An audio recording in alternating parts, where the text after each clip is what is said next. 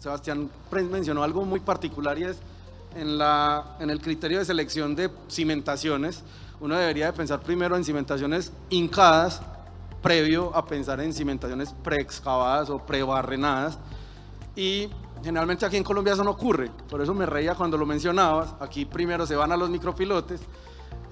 Los pilotes helicoidales como tal son considerados, y el DFI, el Deep Foundation Institute, considera el pilote helicoidal como una cimentación hincada por torsión mecánica, ¿cierto? Entonces digamos que en principio uno debía de haber pensado en pilotes helicoidales, pero inicialmente se pensó en micropilotes. Iniciamos con esas validaciones mediante pruebas. Estoy totalmente de acuerdo, alineado con Sebastián. Sí, diseño, construyo y pruebo.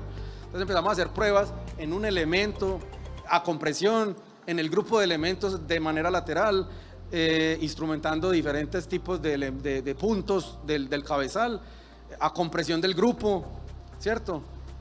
En diferentes zonas del proyecto. Estas eran pruebas de preproducción, ¿cierto? Pruebas de sacrificio en términos generales, y en función de eso analizar en unas zonas particulares se comportaban muy bien y estaban, digamos que satisfacían las solicitaciones para las cuales fueron diseñadas, pero en algunas partes no, y nos llevábamos a la falla. Entonces tocaba empezar a reformular y a reconfigurar digamos que este problema. Esa configuración pues partió de calibrar esos modelos. A través de esas calibraciones leímos esas deformaciones reales que eran muy diferentes a las estimadas, recalibramos los modelos a través de análisis retrospectivos y volvimos a reconfigurar considerando de pronto rigidizar un poquito el elemento y ganar un poco de resistencia por fricción a lo largo del fuste del piloto, ¿cierto? Aquí hay que tener mucho cuidado, y hablábamos de las restricciones que teníamos por geotecnia, ¿cierto? Teníamos un encepado suficientemente rígido, teníamos una condición de borde pilote encepado restringida por momento, ¿cierto? Teníamos que usar las variables PY, Z y QZ medidas de manera experimental, no las calculadas numéricamente, y controlar deformaciones en la zona de no arriostramiento que no estaba en contacto por el suelo.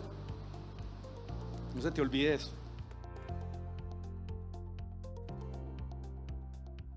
Primero, el proceso de diseño de la ingeniería no es lineal.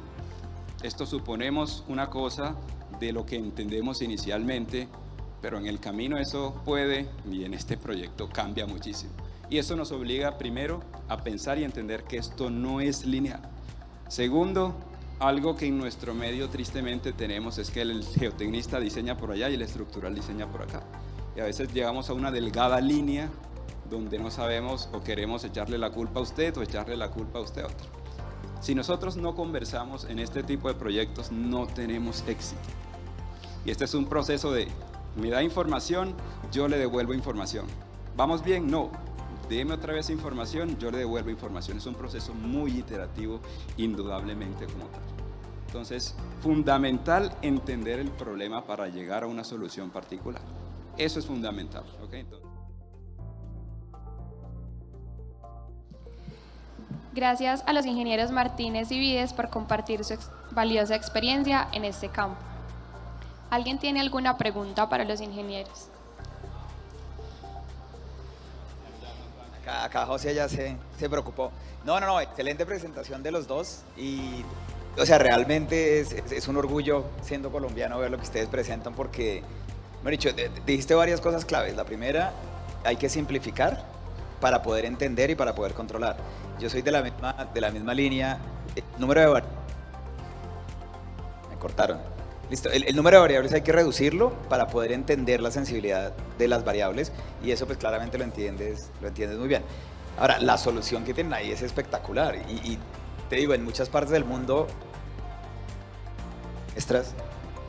cuando muestras la solución de que no es una prueba de carga, pero está la persona haciendo esto, si me entiendes, ahí yo veía eso y decía, imagínate qué va a pensar Riz o Neil con las curvas PY que ellos desarrollaron cuando ven un suelo al que le puedes hacer así y se deforma. Entonces, pues claramente toda una teoría de curva se va a la caneca. Si me entiendes, pues digo, no totalmente a la caneca, sino lo que muestras ahí es una curva muchísimo más baja. Estoy seguro que en la mayoría de los casos, en otra parte, otras compañías que no tengan la interacción estructural geotécnica como ustedes, primero el ingeniero se sienta a llorar ahí mismo, ve eso y decide traer una retroexcavadora con una perforadora y meter un caisson hasta China, ¿sí me entiendes? Y tratar de rigidizar esa vaina y completamente ignorar todas las capas que hay antes. Pero digamos, la solución que tú haces de decir, no, yo lo puedo manejar a punta de rigidizar el elemento y empezar a hacer esos elementos de cercha y de cierta manera creas el efecto. Tú lo que haces ahí al final es que estás creando un caisson, ¿sí me entiendes? Porque digo, rigidizas de tal punto en que ya esa resistencia del suelo no te importa tanto, pero estás pasando todo un estrato más bajo. Entonces, o sea, me parece espectacular porque lo que te comentaba ayer, trabajar en esas condiciones es un reto, ¿sí me entiendes? Y yo creo que hay pocas partes del mundo en que, pero pues las líneas tienen que ir por ahí, o sea, no es una solución de que es que pasémoslas en otra dirección. Entonces, es la verdad una belleza las soluciones que encuentran y sobre todo esa interacción de geotecnia con ingeniería estructural que lleva a soluciones muy efectivas. Entonces, no, la verdad no es una pregunta, solamente unas felicitaciones y me enorgullece ver que hagan cosas así.